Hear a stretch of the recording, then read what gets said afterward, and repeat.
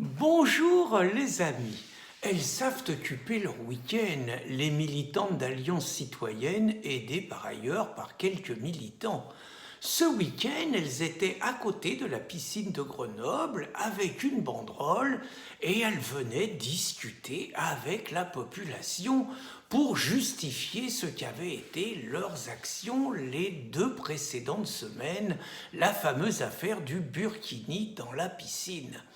Ces femmes sont présentées par Zineb El Razoui, ancienne journaliste à Charlie Hebdo, comme des militantes islamistes manipulées par l'aile la plus radicale de l'islam. Et pourtant, donc, il y a une semaine, elles passaient en force pour la 2e fois consécutive à une dizaine en imposant donc une tenue par ailleurs interdite pour des raisons d'hygiène dans toutes les piscines de France, sauf à Rennes, grâce à la maire socialiste Nathalie Appéré. Elles avaient déjà fait ça la semaine d'avant. Et ce qui est extraordinaire, c'est de voir finalement l'impunité totale dont elles bénéficient. Je rappelle que la métropole de Grenoble leur alloue 6 000 € par an. On ne sait pas trop pour quelles activités, à moins que ce soit pour acheter du burkini. Je rappelle qu'elles n'ont subi absolument aucune arrestation après leur opération le premier dimanche, aucune arrestation après leur opération le 2e dimanche, un minimum juste des contrôles d'identité. Donc aucune plainte ne paraît avoir été déposée. Aucune organisation n'a appelé finalement à la mobilisation lorsqu'on a su que, belle provocation, elle venait encore avec une banderole devant la piscine pour les virer.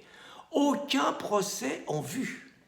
Impunité totale, donc, c'est-à-dire que des actes qui ressemblent quand même à la volonté d'islamiser la France, un petit peu dans l'esprit de ce que disait Marwan Mohammad dans une mosquée dans le nord de Paris, qui disait « Qui a le droit de nous empêcher d'espérer dans 30 ou 40 ans une France régie par les lois de l'islam? Qui a le droit de nous priver de ce rêve ?»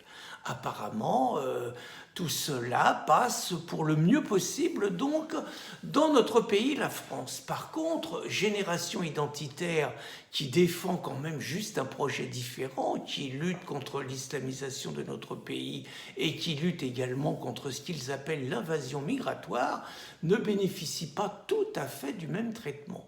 Je rappelle qu'en 2013, quand 70 militants de Génération Identitaire sont montés sur le toit de la mosquée en construction de Poitiers, cela a été une véritable indignation politico-médiatique pendant 48 heures. On a parlé des heures les plus sombres de notre histoire. Ils avaient été les 70 mis en garde à vue pendant 48 heures et les suites judiciaires n'ont pas été des plus drôles puisqu'en première instance, les 5 plus connus d'entre eux se sont pris 1 an de prison avec sursis et se sont pris au total des amendes se montant à 60 000 €.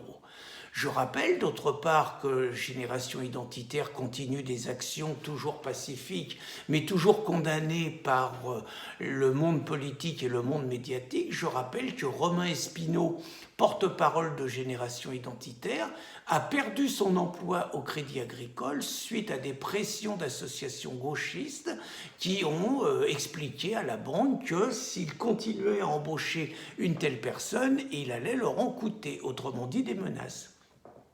Je rappelle que quand Génération Identitaire a fait des actions, par exemple en occupant les locaux des SOS Méditerranée, qui est un rouage actif de l'invasion migratoire en allant chercher des migrants, quand ils ont occupé le col de l'Échelle, il est un député Mélenchon qui s'est permis d'intervenir en direct à l'Assemblée nationale.